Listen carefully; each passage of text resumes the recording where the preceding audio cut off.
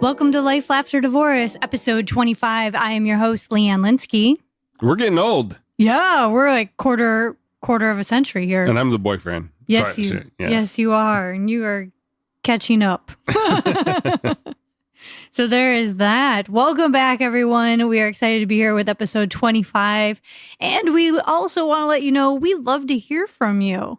So if you have a topic in mind, want to hear more about something, let us know. If you want to just tell us what's going on with you, that's awesome too. We like attention. So reach out, send us an email at info@lifelafterdivorce.com.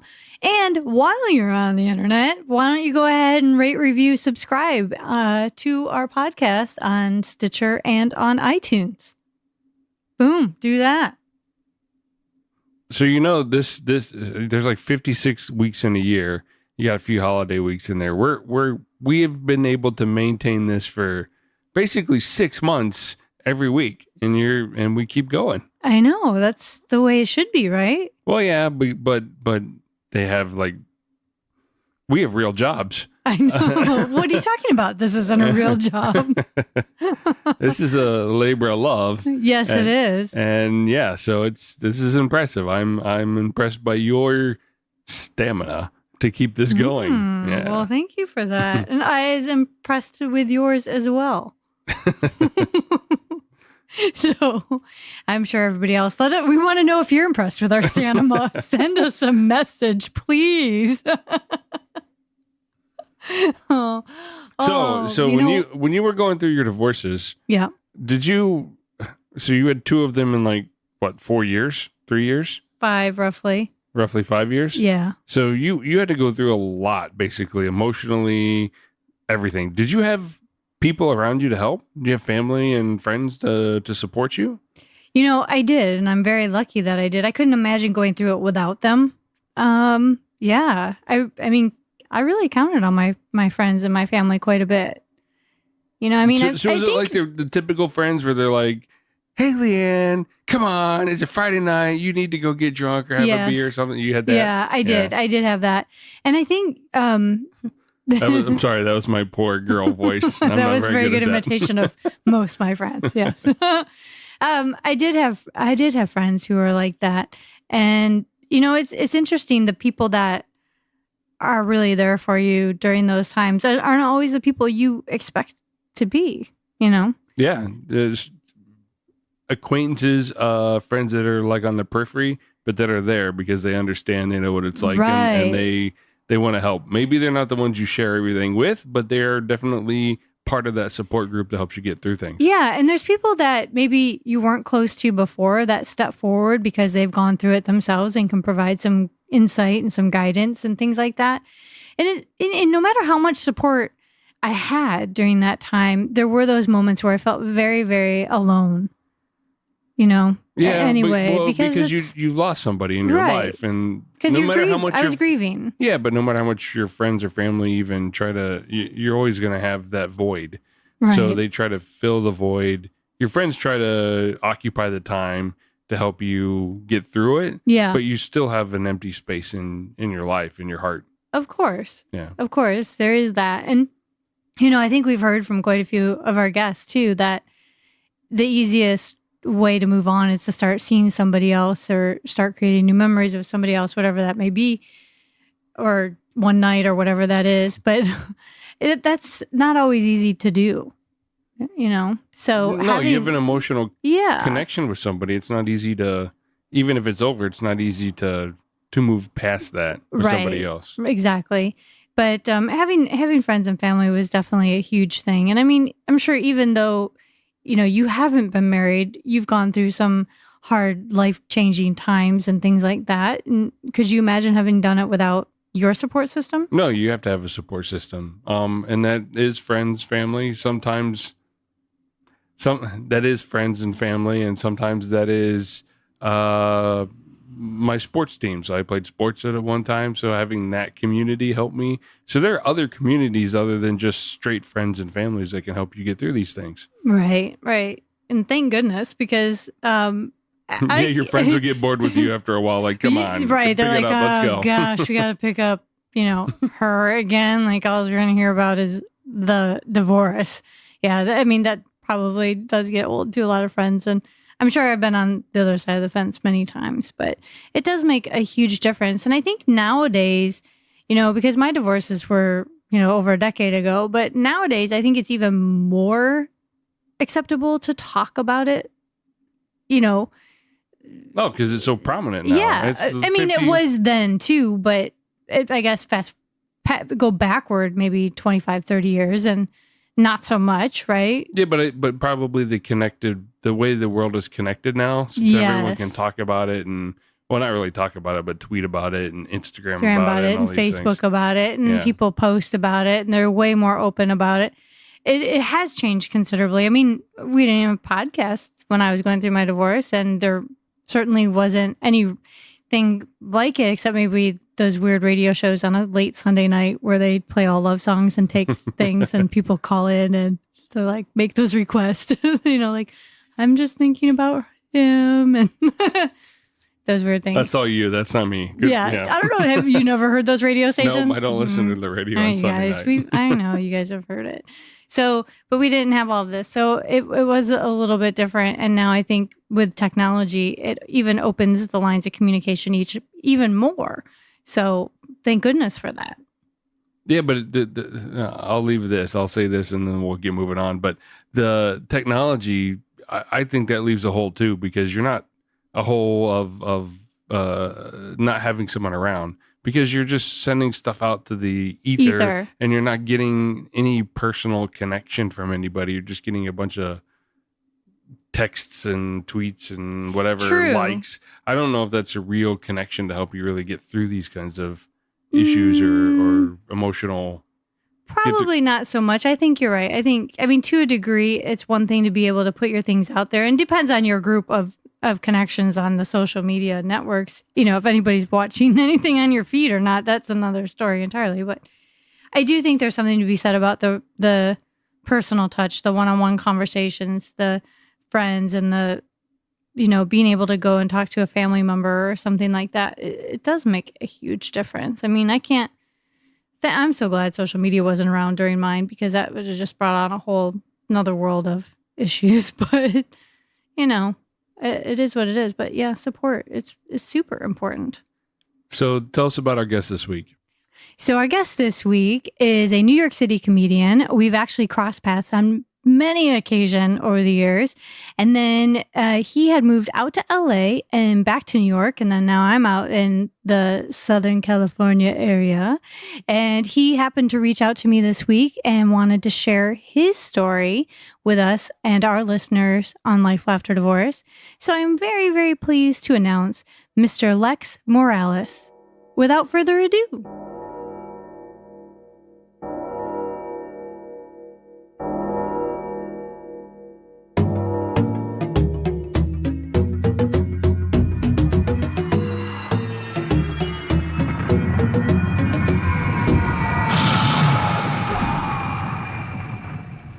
Lex, welcome to Life, Lafter Divorce Podcast. Hey, Leanne. Hey, the boyfriend. What's going on, guys? Hey, I hear you're in New York now. I am in New York. Thank you for having me on, though. I really appreciate it. Absolutely. Anytime. I'm glad you reached out. I haven't talked to you in quite some time. So apparently a lot has changed in your life since we last spoke. Yeah, I'm hustling.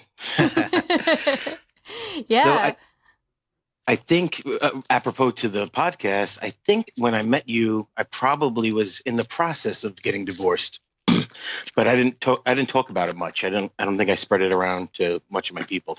No, I don't think I heard about it at all, in fact. And I had met you probably, wow. Well, I actually met you probably around 2006, 2007. Mm-hmm. Yeah. And so, yeah, that's probably it. Yeah. Really? Yeah. Wow. And now how long had you been married? I was married for I was technically, officially legally married for about 10 years, but I was only with her for about 7, which is a good run. I say only 7, but that's a good amount of years. So. Yeah, it is. Yeah. Oh, wow. Okay. So 1 second, something is crinkling when you talk. Oh, I don't know.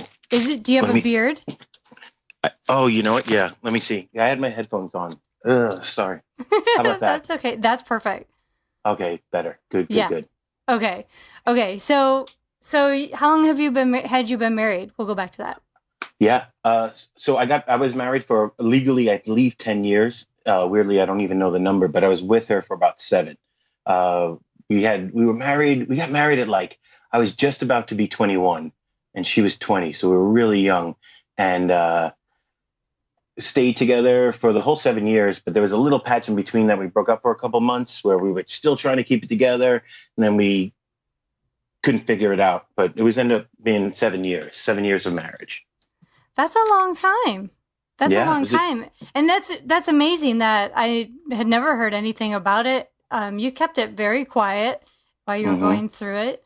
And I'm guessing you had reasons for that. Yeah. Yeah. I think it was in the transition. I think my divorce was such a mush in me also transitioning from coming out of my religion that, it just felt like such a whole bunch to describe, or I'm kind of verbose anyway. So, I just avoided it altogether, and I'm not a big, I don't know. I don't know exactly why I didn't talk about it, but I think that's probably it, yeah, that was it. Well, what can I ask? No, don't apologize. Yeah. What can I ask? What religion are you? Yeah, well, I'm not anymore. I was a Jehovah's Witness. I was born and raised a Jehovah's Witness. So they're very strict on being, divorce is very shied down upon. It was, and honestly, that's one of the reasons why we got married too, was just the view of sex and stuff. So, so as I was transitioning, and that's also when I was starting to get into comedy, or maybe a couple of years after that. But it was this whole life change. So the adjustment was odd, and I think I was just trying to grab onto who I was at the time. Right. So, well, now Jehovah's Witness. Now, not a lot of us are familiar with it, and a lot of us probably are not. Do you want to give like some background, and maybe our listeners who aren't fully familiar, it's maybe the differences? Yeah. They're considered Christians because they believe in Jesus, but they're definitely modern. They've been around for the last 100 or so years, and very fundamentalist Bible. They're very into, like they take the word of the Bible as like law, that it was inspired, it was written directly from God. So they're very strict about that stuff. And and when you do decide to leave, or if you decide to, even if you don't decide to leave, but if you wanted to say you did something wrong, like infidelity, which didn't happen specifically with me, but they'll kick you out. They'll shun you throughout the process. So, I guess in their version, tough love. So they want you to come back. So there's a lot of withdrawal of family, friends, close friends, people I knew for years that just turned their back on me, which was very, it took me even longer, like 10 years after that, just to process that. I was an apologist for a while, but in a lot of ways, I think they get that. If you hear about Scientology, which is getting more popular with Leah Remini, and hearing how they treat some people, it's pretty mentally abusive, when you decide to leave, very controlling religion. So you were probably going, I'm guessing, through quite a bit in this process. It's no wonder you weren't openly speaking about it. I don't even think I knew what I was going through. When you're in the middle of the storm, you don't know. Right. Well, that's so true. So you were really young when you got married, and now you at the time. Now she was probably a Jehovah's Witness as well. Exactly right. That's how we met, and that's how we bonded. Sure. Wow. So what happened through? I don't know if you want to talk about specifics of what happened. I'll tell you anything. So specifically with her, like I said, so we got married early on. Before we actually had premarital sex. Not a lot, not enough. But that's how we got together. We were pretty attracted to each other. But in hindsight, we probably were just one of those, when you talk to people who didn't have to go through that, it was probably one of those early loves that you could have just ended, but instead we ended up fighting to be committed, beforehand. And I even went in front of we even went in front of the elders. They have like an elder body who you have to confess to when you do stuff. So when we quote unquote sinned, we ended up talking to them, and this whole process of talking to these guys, these old people, about what happened and blah blah blah. And I remember one dude, one of the elders, was like, you don't have to get married just because you had sex with her. But in my brain, it was just like, I already made the commitment, And when you're like 19, you're just thinking you're in love, like this is your first love, and I was just sold on it, So it wasn't bad until, but it got bad pretty quick, like within a year. Within a year, it was pretty rough. I don't think we both knew how to handle being grown-ups. Right. Well, a lot of people probably don't at that age. It's it is very different. And that's a huge commitment to make at 19. But I suppose, I was raised in a different religion, but I was also raised that when you make that kind of a commitment intimately, you're making a commitment for life. Yeah, totally. And go ahead. Please. And so you have that in your mind. I mean, that's the values you're raised with. That's not going to... Totally. You're not going to easily be talked out of something like that. Mm-mm. So when you married, you guys got married through the church? Yeah, we got married through the church. I had to wait. So she actually I didn't get kicked out of the religion for a short time. She actually got the boot. She got what they call disfellowshipped, and she was disfellowshipped for about almost a year. So we had very minimal conversation at the time because we're trying to do the right thing according to religion. We had letters back and forth, but I don't even think in a whole year, maybe 2 or 3 conversations.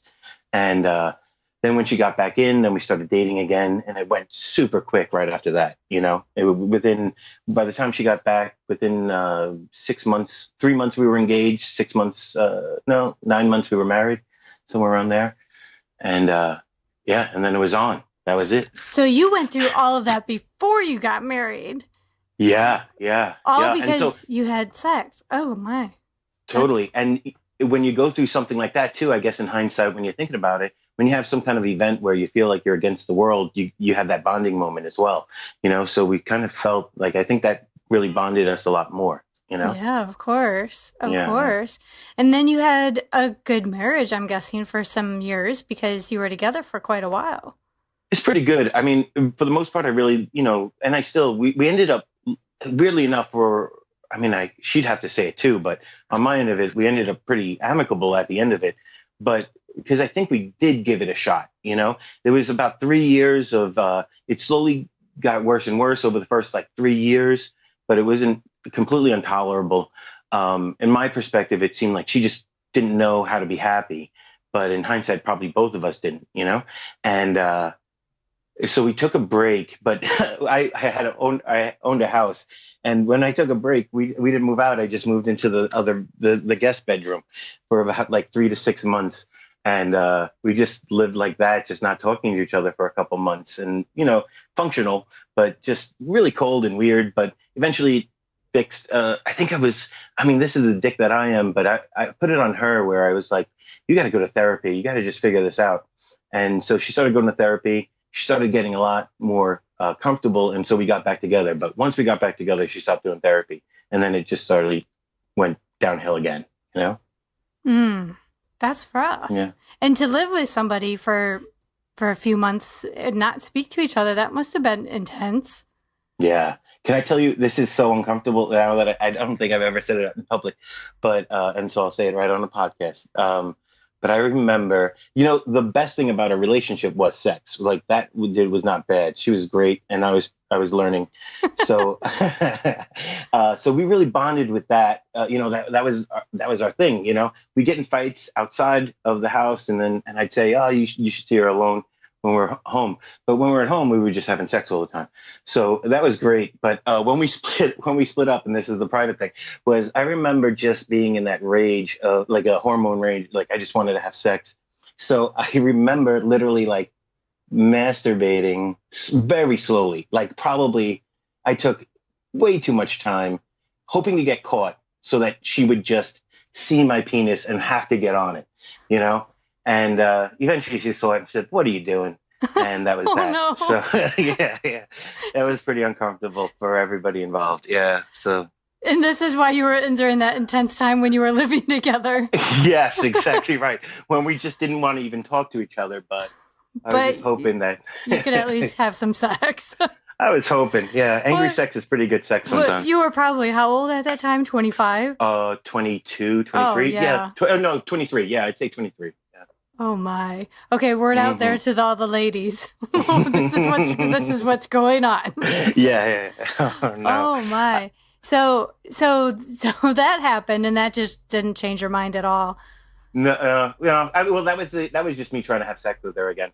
And then we did get back together, and we start, and throughout the whole relationship, sex was never a problem. It was just trying to figure out communication and really what we wanted in the long run, So yeah, I think because of that, when you're a kid, you don't really know. At the time, I think both of us were just doing what we thought we were supposed to do, Right. Yeah, right. That was it. We didn't just not even just obligations to each other, but to our families and everybody else looking at us, Yeah. Well, you had a lot of sex. Did you have any children? No children.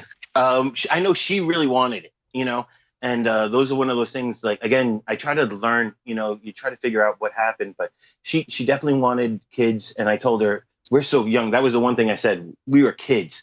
So when we're like, I won't even have the conversation till we're like 27, 28.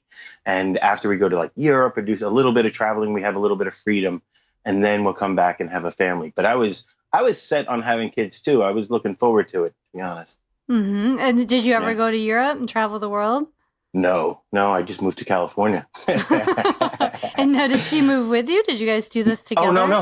Oh no, we never did. At the time I owned my own business. I had a house. We were just doing the family thing. But I think in the back of my mind, because I just knew we weren't meshing and on a whole. So we had the idea. I guess we had the light at the end of the tunnel. That's what our goal was, but we didn't know how to function just normally. Our communication was poor. We argued. What she wanted wasn't what exactly I wanted. But to be honest, too, and I think that's why I contacted you, because I thought it was relatively unique. But I bet you, at least so far, what you've done on the podcast, but I'm sure there's people out there who relate to it, was making that decision to leave that religion really is what, in hindsight, like 10 years later, I realized is what really put the big, like, kibosh on the whole thing, So did you guys decide to leave together, or was it just you? It was me. I had realized, I came to like a punch in the gut, realized that this religion wasn't honest, and it wasn't I didn't need to be in there. I'm sure that maybe some people it might be helpful, but for me, I just felt like it was complete. I mean, really like a car accident. Boom. Sick to my stomach there was a moment where I just was sick and I just knew this wasn't real. And then now on my end of the lack of communication, I had such a fear of telling her my truth that, this isn't the truth. This isn't real. And I don't know how it would have handled if I was being able to communicate with her with it. But I mean, I think I shared some of my doubts and stuff like that eventually, because she's not a witness anymore either. But we didn't, I was so afraid that I would be wrong, even though like my whole core knew that I was right. I mean, we weren't just talking about the next 60, 70 years on this earth. I was thinking eternity, that's Right. how my brain was. It was like, this is her soul, and I'm the man of the house. I'm the head of the household. That's what the Bible says, right? So it's my decision to do what we're going to do. And I didn't know. I just didn't know. And and then I think there's that little bit of the selfishness, which is, well, if that was wrong, then this is probably wrong. And the only reason why we're here is because of this. And I want to go see what the world is, So, at first it was one of those things. And that's why I let it, the reason why we were together for 7 years, but divorced, we stayed legally married for about 10, was I put it on her. I was like, hey, file the paperwork whenever you want. If you want any money, this is, whatever you want. This is my decision. I'm sorry that I was not owned up to my end of the bargain, but I just can't. I'm so unhappy. I can't do it, you know? What was her reaction to all of this? Uh, Man, I don't really, I don't really remember exactly. Did she bawl?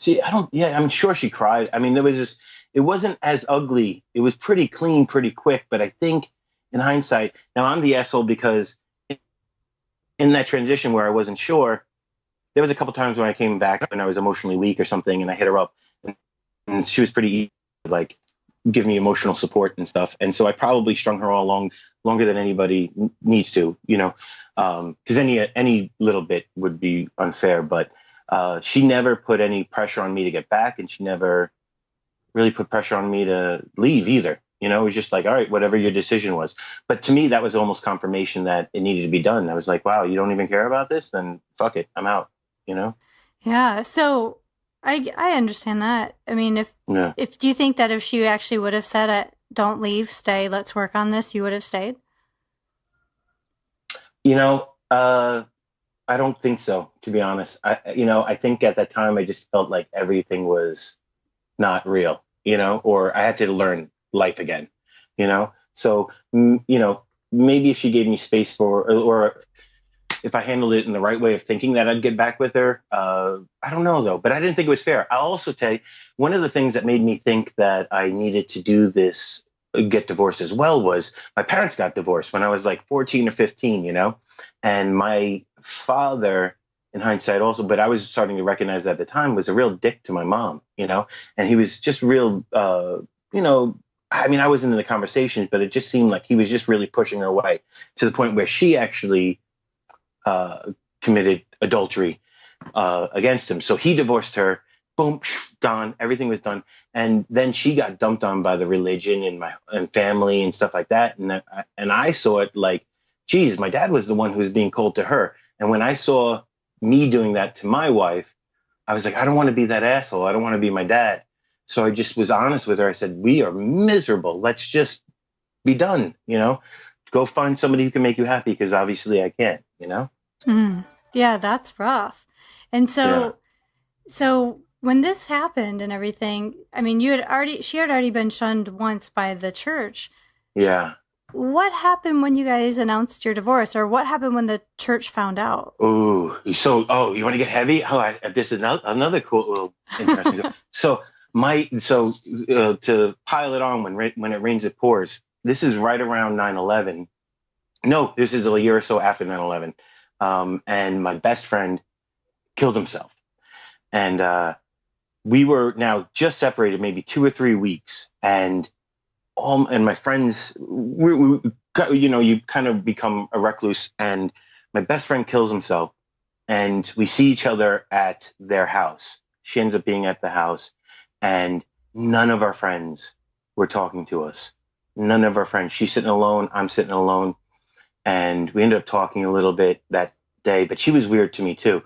And I had a handful of people come up to me at the day that I found out and we were at his house. Like, hey man, what are you doing? Like, you can't just skirt your obligations. You can't just dip out. And they were just real assholes. It was a real solidifying fact that the love in that place was conditional, Wow. That's hard. That's really tough. Yeah. So this is all happening in New York, right? Correct. Yeah. Okay. Long Island. So you guys are in Long Island and this is all happening. And when you divorced, did you continue living together or did you go your own way? No. She ended up, I was in the process of buying a second house. And we were going to eventually, the house was being built.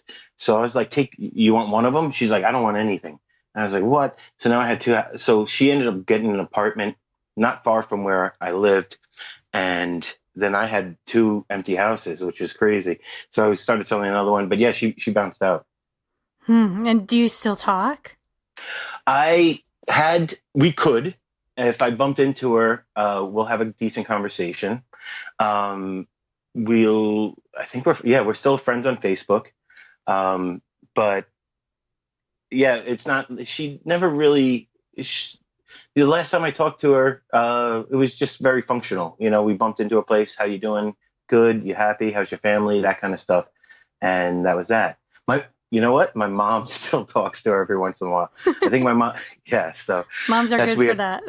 my mom's relationship with her got better after we divorced. It was insane. So for a while, they were pretty good with each other. Interesting. Well, did your mom, she was a Jehovah's Witness as well, Yeah. right? So she probably understood a lot of what your ex was going through.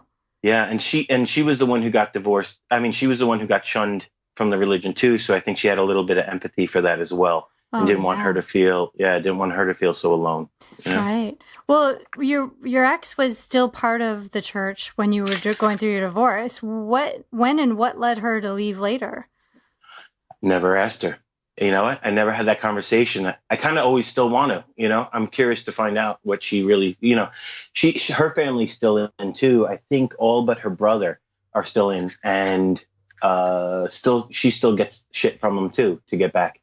So, but she sounds pretty solid in not doing it. But I never had the conversation as to like what made her like lock down. I don't know if it was sheerly, you know, this is me being a jerk, but I while we were together, she was pretty lazy, or, you know, not lazy in work, but just making a choice, you know? So I don't know. I really don't know how she fell into it, or, you know, what really locked her down to feel so convicted as to being right, you know? Yeah, that's really tough. I can't imagine going through either of my divorces without the support that I had. I can't imagine being shunned. That's got to be so challenging. I mean, so a lot of these people that were in your life, they're not in your life anymore. You had to start all over? Yeah, totally. Totally. That's why I started doing improv. It's a cult itself, you know? So yeah, it is. Yes. Yeah. So I think, you know, you inherit a community, and, you know, you have a little bit of a purpose, which is what religion gives you. So I got really engrossed in that. It's true. Improv gives you an immediate sense of belonging. Mm-hmm. I mean, that community embraces everyone. Yeah. For the most part, you know, minus maybe one or two people. No, but basically, but pretty much for everybody. And that is a very good place to go and rebuild your self-confidence. Yeah, it was nice. And I was relatively funny. So that helped out. Definitely, I got acclimated pretty quick. And with that, then you have this new friends, and that, so I was, now that I never really thought about it, but I guess I was just on the river, you know, like the current just moved me away, you know, and she was in that still mode of, you know, family, I guess, or whatever. I know she's not remarried or doesn't have any more kids, but, and it doesn't have any kids, but, yeah, all of a sudden just our life just started drifting different, you know? Yeah. So, okay, so you guys divorced. It took a couple years for everything to get finalized and everything, and you obviously moved on.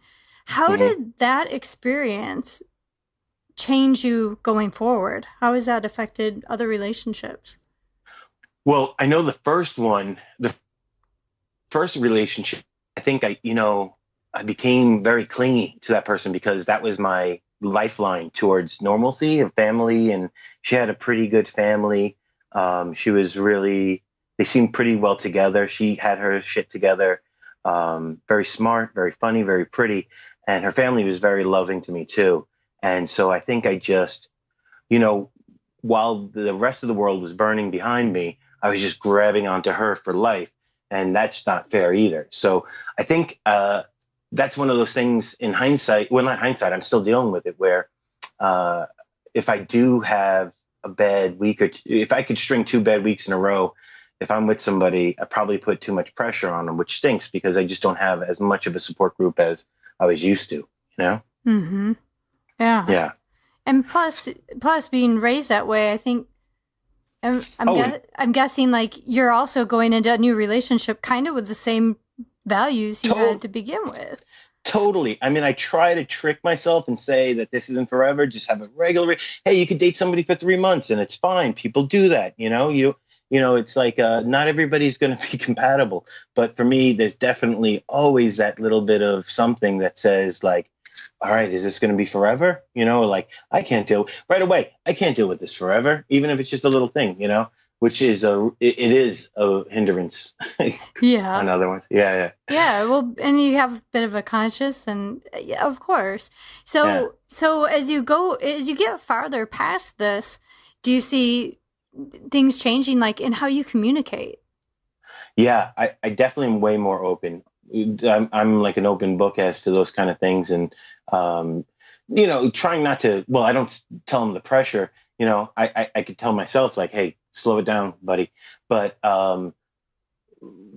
yeah, I try to just be as open as possible. I think I think one of the things that, because they're so fundamental, is they're also very like old school, a little misogynistic. Guy's the leader, got to be super strong. So my tendency at the beginning, I try to break that habit of being able to just, you're not just a provider, but you're a partner, Yeah. Trying to be yeah. Yeah, that's different. And have you ever ended up dating anybody from the church again? Yeah. Oh, I forgot. Yeah, I did. I totally did.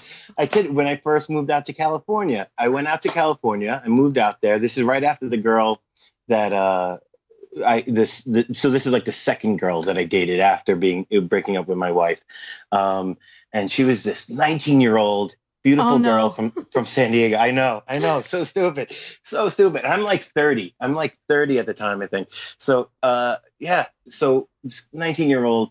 And in my dumb brain, I'm like, when's the next time you're going to kiss a 19-year-old? Go for it, And so I was like, every year you go, you're not going to kiss a 19-year-old again, last teenage girl. So, but she was very gorgeous, very funny, like very clever. And she was a witness, but she was very like fringe, I think at the time she was sewing her oats and stuff like that, and I was still an apologist, so I wasn't dead certain. And we started dating, and then I said, all right, let me quit comedy, and go back to normalcy. And I'm gonna, I talked to a guy in the church and said, you want to study with me? It lasted for about 2 weeks. Once he started talking about Noah's Ark, I was like, I'm out. I can't do this. And and I was telling her, as honest as I could, I was like, this is crazy, just so this is kind of crazy. I'd love to tell you about that. And she then started withdrawing from me, because she wasn't there yet. I don't even know how she's doing in life, but yeah, that was one of those things where I met her because my brother was still out. He's still in as a Jehovah's Witness, and he was out in California. And so he had a couple friends. I was in LA, but he was in Orange County. And so there was a couple witness people, but they were all fringe. They weren't like dead set, like staunch. I think they were all transplants. So they were all first time living outside their family, and they're getting a little crazy. And I thought like, oh, this girl's, knows where I'm coming from, but doesn't believe, but also doesn't buy it. And that's one of those things.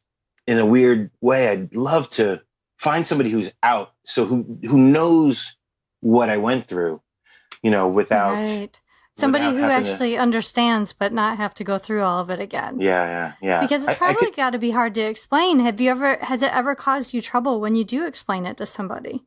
Yeah, totally. Really? Yeah, because even though most of my family doesn't really talk to me, I also don't want them to have a bad relationship or look bad on my family. But it just sounds so cold, how it went down. So I'd say like the last girl I dated was, one of those things where she just, anytime I talked about my family, she just hated it. She just was like, oh, F your dad, and, screw you, you don't have to talk, that kind of stuff. And it wasn't what I was looking for. I just wanted more understanding. I didn't need the emotion behind it, I guess. I kind of dealt with that myself already. You didn't need someone else hating your family. You just wanted someone to understand, get it. Yeah, that makes sense. Right. And does it ever do you find that it ever turns a girl off knowing that that's where you came from? Like, no, I don't even want to go there. What do you mean? Don't go there. Oh, talking about my past? Yeah. You know what? Nobody's ever shut me down. Nobody's really. No, I don't think so. Honestly, that's good. Haven't. Yeah, that's nice. I haven't had that. It's more curiosity. It's more curiosity because it's a different perspective than maybe they've dealt with, you know? Yeah. Well, probably living in New York too, I think there's a little bit more openness because it's such Totally. a diverse city and there's so many people and religions and backgrounds and ethnicities that if you're in the city, you're kind of in the midst of everything. Now, on my side, though, I'll think because I'm totally anti-organized religion. So I've gotten into a couple of relationships where they're still pretty comfortable going to church, or not that they want to go all the time or that they're as fundamental, but I just think it's ridiculous to believe in God. I went that far where I don't even really. I'm open to something happening, but it's definitely not the God of the Bible. That if he's around, I don't really want to deal with him. So if somebody's into that, that's a huge turnoff for me. I just don't want to convince you of leprechauns and unicorns, you know? That's fair. That's fair. I mean, yeah. You've it probably took a while. You've come through a lot to get where you are. And I guess does it feel safer to you not being involved in any sort of religion? Yeah, totally. You know, because I feel like, it's such a trap to find somebody who's telling you, hey, we got all the answers. And not only that, but we love you. So, you know, I've gone, like, I almost fell into 2 other cults, just, dopily going into a seminar being like, oh, this, somebody's really happy now that used to be depressed. Let me see what that's about. And you go in and you get love bombed. And you're like, oh no, they did it to me again. You know? So yeah, I think I'm way cynical and in almost a very aggressive, pretty aggressive way as to like, I just don't want to even be around it because I don't want to be tricked. There's a tendency that there's a void that I feel like I'm always going to miss a little bit. And if somebody's trying to fill it, I'm just scared. I'm turned off by it. I got to get away, you know? So when you go somewhere, like, can you give me an idea of what is it where they trick you? Where is it? Oh, well, when I say trick, I want to know about this. You ever hear like Landmark? And you might come across it because I didn't hear about it until I went out to LA. But Landmark is like a secular cult, which is, just a way to live life, like life coaching kind of thing, And it really does help people out a lot. They don't tell you to believe in God or anything like that, but they have a lot of things that are very similar to those type of religions, which are confessionals, even though you're not required to, but you have these moments of sharing stuff. So that taps into something when you're sharing something that's really deep down inside, or something that you think that you did bad or something like that. You have these confessions. It just cracks open these emotional things and everybody else is crying around you and stuff. So you feel part of them, and so that was one of those ones. Landmark was a really good one where I went through like 3 or 4 days. I did like a weekend seminar. And by the end of it, I was like, this is the greatest thing ever. This is like a religion without believing in God and or structure. I didn't say it like that, but, I felt like I had structure. And when I think for 20 years, I had somebody telling me how to live life. And so for the last 10 years of being out of it, I had to realize how to live life, but I would love it if somebody could tell me how to live life. It'd probably go better, Yeah. So you felt that was like another kind of not a non-religion, but an organized sort of. Yeah, and the trickery is that every religion and any kind of thing has its goodness. There's a reason why people are drawn to it, and so the trickery is when all of a sudden now the next step is new rules. You get through level 1 of the love bombing and the feeling good, and you find a new place, and then all of a sudden you start hearing like, oh, there's something else that you got to do. And then you're like, oh, now the trickery comes in, To me, that's how I've always felt. Right. Interesting. Yeah. So that was out in LA, and now you're back in New York. Back in New York, yeah. So what prompted you to move back? So I feel like when I was in California, it was like sowing your oats kind of thing. I never went to college. Like I never went away to college. And I think when your boundaries are removed, these restrictions that said this is what's right and what's wrong, that line was clear as black and white. And now you find that that's not real. I had to define new boundaries. And when that happens, now I was also I started crossing boundaries, and in California, I kind of got distracted from actually moving forward with life. I just was discovering new boundaries and crossing the line way too much. So once I realized, like, all right, I feel like I got those things out, and I know who I am and my morality individually without somebody telling me. And then I was in a place where I needed to take myself out of that so that I can be the person that I want to be, Yeah. And plus I wanted to do stand-up, and California is great. I mean, that's where the money is, but I got to get good. I was doing improv. So, for the majority of my career, I've been doing like acting and improv, and I just wanted to be funny. And New York just gets you funny quicker, I think. You definitely get more stage time in New York.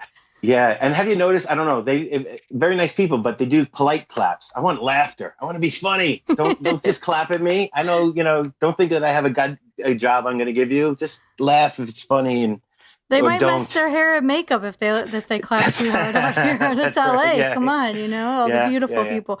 But it's interesting, and now that you're going forward and everything, and what is like the biggest lesson you think you've learned going through your divorce? Expectations are the death of any relationship. It's a horrible, I don't know if that's a horrible motto, but I really feel like that's a motto that I just keep coming back and forth, where when you go into it, and I think you've talked before, because you said the stat, I remember in one of the podcasts I heard of you, where people who live together first before they get married have a really bad record of staying together for the long run. Yeah. So what do you think that's about? What do you, I'm literally, I'm not, I don't have the answer. I'm asking you actually. But what do you think that's? That's a great question, because I would have thought otherwise, but I've done it both ways. With my first husband, we didn't live together first, not until we were engaged and like our wedding was happening. And my second husband and I was like, I'm going to do it completely different. I'm going to live with you first, and tried to do everything opposite. And it's neither worked for me. Neither worked. I'm not sure what the answer is, but it is interesting that the statistics say that if you live together with someone first, you're less likely to stay married. I also found it interesting that in those same statistics we read on that episode was people who are agnostic or atheist are more likely to stay married longer. Yeah. So to me, I think in those 2 points, I think there's an expectation that comes with it. Some people might think it's a trap, like that you feel trapped. But I think there's an expectation. And once you have an expectation, especially on a person, let alone, I don't know, a movie, you're going to be let down. Yeah. Nobody can hold you to those standards, and you can't hold them to theirs. So for me, I try to just not have I know there's a tendency to, but once I do, I try to just erase it. And I still have moments of like doing something for somebody or thinking that I'm committed, and then they treat me not the way that I thought that they should treat me because I did this great thing for you, and they're just going to let you down. So for me, I think the biggest thing is just expectations are the death of a relationship. Yeah, and I've heard many people say expectations are just resentments in disguise. And I'm going to have to think about that later. It's like, that is usually kind of what happens if we put some out these expectations on people. I mean, we can't expect of others. We can only know what we're going to do and how we're going to behave and how we're going to react and handle it. Exactly. And it's like people always say, if you're going to lend money to people, you may as well be giving it to somebody. Don't expect to get it back. I totally do that now. Yeah, exactly for that same reason. Exactly for that. And I think the same goes in a relationship. Just because we love somebody or I love somebody, I can't expect that love's going to be reciprocated. Yeah. But I think in what I'm hearing in your story which is remarkable, and I think that goes for religion. We put everything into a belief, a belief system, a religion, an organization, and then as a result, though, what are we getting back? What are our expectations? I mean, when we think of religion or a God or something like that, we think unconditional love, but like yours came with conditions. Totally. And I think at the end of the day, we have to recognize that not all, I'm not going to say all because I can't speak for all, but there are many religions or organizations that are set up as a business. Oh, yeah. And they're run like a business depending on who's in charge. But there, and times have changed, and social, just the world we live in has evolved so much. I mean, so quickly. Yeah, one of my guests on here, Roland Witt, we were talking about, does marriage even make sense nowadays? I wanted to ask you that when I was thinking. What do you think? Do you think that it makes, or how about this? Why do you even think that now that I don't believe in religion per se, I wonder where marriage came along, because I wonder if we go back and you believe in evolution, where did that happen? Where it's interesting. I feel like marriage and religion in some ways kind of go hand in hand because, Doug Stanhope has a great joke, which says talking about, I'm going to butcher it. But the idea was that, whoever gets married, who loves each other so much that they say, hey, you know what we got together is so good. Let's bring some judges and the government involved in it. Right. Why is that a thing? It's so interesting that we're bringing somebody else in to regulate somebody else's relationship, Yes. And every relationship is so different. And that's what I'm learning is, each relationship, each person is unique unto themselves. So what works for one couple doesn't necessarily work for another. So this is my theory. Tell me what you think about this, Leanne. If I could get a woman, preferably not a girl, a woman, to just agree to leasing my relationship. You don't have to buy, just lease it for 3 years. Commit for 3 years. 3 years goes pretty quick. Yeah. And then at around 2.5 years, you talk about renewing the lease, Yeah. So that you don't feel trapped. That seems so crazy, but you know what I'm saying? Yeah. Why can't it be a contract thing, right? What if we try this out and then you have first right of refusal to renew in 5 years or something? Yeah. But there is, and there was a country, I don't know if it was in Germany, I can't remember where, but a while back they had actually talked about making it more of a contract that can be renewed or not renewed. Yeah. And because I do think that there is something nice to have a commitment. That when somebody's good, you're going through thick and thin. I think when you have long-term relationships, I feel are a little bit anti our biology, especially when we're younger, But as you get older, there's definitely, what you want in life changes, and so what you need from the relationship changes too. And when you're forced to go through it, it is fun to talk to somebody who's been married for 50, 60 years and to hear them. They have something that I haven't ever experienced, which is pretty, appealing. Yeah. Yeah. But it just, in modern days, I don't know how that ever even works. I know. Well, I look at my own parents and they've been married over 55 years now. Oh, wow. Yeah. And it takes a good sense of humor, I think. Sure. That's a lot. And, I talk to other friends who've been married for 25 and 35 years, and some of their outlook is you go through cycles. It's sometimes you're very much in love, and other times you can't even stand each other, but you stick it out and you work it out and you move forward. And I think, I don't know if you've had any other long relationships in between, but I'm also learning, now is things evolve and they change, but a relationship will always take effort every single day. Yeah. Totally. For me, and I know for me, that's one thing that I always look for when I'm dating somebody is to feel like that's the big one that I think I felt. And I don't know, I don't think I ever said it to my wife, but, I just felt like you're not trying. You're just not trying. So I just, when I look for, and it's weird too, because it's almost like two opposites when you're taught to just caretake for somebody, to be the leader provider. But then I just want somebody to feel like they're putting in the same effort that I was, Yeah. Yeah.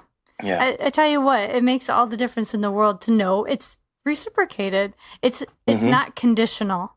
I think that's what it comes down to, is finding somebody where you don't feel like everything's on a condition.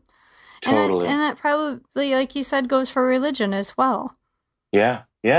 It's interesting because I've met people like that, and maybe you can't do it every day, but one day is very short when you make a commitment to actually love somebody, like real love, because it's also funny that we use the same word, like, honey, I love you. Thanks for getting me chicken wings. I love chicken wings. I just describe it.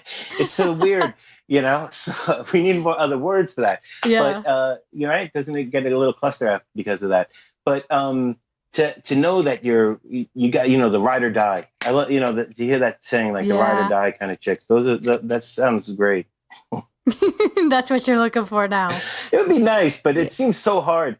I don't, and to be honest, I wonder, I've never had it as, I haven't found that person. So who knows if I could even do it, Yeah. Yeah. I don't know. I think that's another thing, like whether we have a religion or not, I think there's something that each of us seek out. Like, I think we're built to seek out love in our life. Mm-hmm. Totally. Yeah. And to be loved and to love. And, without that, what is the point? Yeah. I mean, that's my personal outlook is like, if I have no hope, then, there's no point. Yeah. And it's easy to lose hope in this world. It happens. That's why I say you can have one day of just, you wake up the wrong way and that day, you just want to get the day over. But when you have that person who can give you that little bit of hope, that's what you're looking for. That doesn't like take away from you for being a bummer, but, and doesn't resent you for being a bummer, but helps you to keep your head up, Yeah. Yeah. Yeah. It does make a difference. That is for sure. That is for sure. Well, if there's one thing that maybe you want to share and give like a piece of advice to our listeners. Oh, piece of advice. Yeah. Oh, I'm not that smart, Leanne. I thought you knew me. I know you haven't talked to me in a while. Maybe you have a fortune cookie nearby. I think, yeah. Well, I mean, like I said, the lack of expectations, if you could just go into it and just enjoy, you know what, I'll give it the best thing. And one of my favorite things that I ever heard somebody describe somebody else as is, it was David Letterman talking about Don Rickles like a couple of years ago. I think it was his like 75th birthday. And they did a special on TV, and Tina Fey and Amy Poehler killed it. So David Letterman had no jokes. He knew he was smart enough to not even do jokes. He was sincere. And he said, Don Rickles makes life more fun, and that's an awesome way. Imagine that being written on your gravestone, that you made life more fun. And you can't put that on the other person. When you find somebody, I think when you find somebody that really makes you feel awesome, when you're first meeting somebody and you're vibing with them, they bring out the best in you. And then when it becomes normalized, you're not trying to impress them anymore. And you almost resent them for not bringing out the best in them. But that was on you the whole time, So it's on you to realize, and that's why they talk about taking date nights, right? On the long-term relationships. I think you got to remember that, sure, you have bad days and you have to be able to accept other people. And it's not just bad days. Sometimes it's bad weeks. I remember somebody going, you know how you have bad weeks and bad months?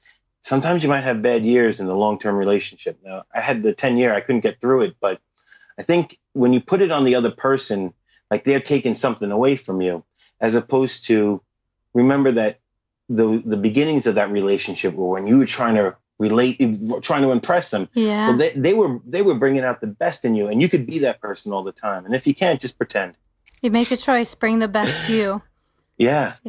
I love that. Bring the best to you every day. Yeah, that's it. And it works. I know that in my outside of my relationship life, I can do that more consistently, and that's why I'm still working on the expectation thing, because, I know that for some reason there's a weighted difference, but, and it should be, but if you could be that person all the time where you're just like, you know what, I'm going to be my best version of myself today. It really makes life more enjoyable, So true. Well said. Yeah. Yes. Thanks. I like that a lot. Thanks. I'm going to have to write that down and put that Next time right in front of me every day. Next time I'm depressed, I'm listening to my own voice. I'm going to listen to the podcast. Yes. Yes, you should. No, I've loved talking to you. I've known you. We've run into across paths many times Always in the theater and stuff like that. And I Love had no hanging out with idea. I had no idea. I'm pretty stoic. No, I'm all about. Well, even that. It's the big guy. Funny is a defense mechanism, right? So when you're going through pain, I was just throwing up the funny. I was probably way funnier back then. Now I'm settled down. But I didn't. I was vulnerable, and I wasn't. I didn't know how to be. So I became vulnerable on stage. Yeah. Well, I hear you on that, and that's why I was doing what I was doing. It was so cathartic to get up there and bare your soul and be vulnerable and be a real person. So. Yeah, it's funny. Once I'm doing some kind of performance, I'm an open book. Isn't that something? Are you putting any of this? Do you put any of this into your comedy? No, I've been more and more conscious of trying to do that, but I've only been doing stand up for now 2 years, so I'm not nearly anything, but I think relationships, when you tapping into that and trying to relate to everybody, even though it's funny, it's probably the most core thing to us, it definitely seems like something that is so personal that you got to figure it out. I haven't figured it out completely yet on stage. I'm just starting to tap into it now, where I really want to make it a goal to make it funny, and also probably just sifting through when you go through, you skin your knee and you feel the pain, but afterward you could laugh about the scar. And so now I'm figuring that out, That's fantastic. I can't wait to hear what you're doing. So I'm so glad that you reached out. I didn't know all of this about you, and I feel really honored that you shared and were so open and willing to come forth and share this, because like you said, I'm sure that you're not the only person out there who's had this kind of heartbreak and had to deal with something of this nature. And it's good to know that you're not alone. Yeah. Well, thank you so much. And it makes me feel really nice. One, that you got back to me, because we hadn't talked in a little while either, but I was impressed with this. And I think that you really found a great thing. I recommend everybody to share it with their friends, because this is something really cool. This is very, really cool. Thank you so very much. Thanks, Leanne. And tell the boyfriend he's pretty cool too. I will. All right. I will. Thanks.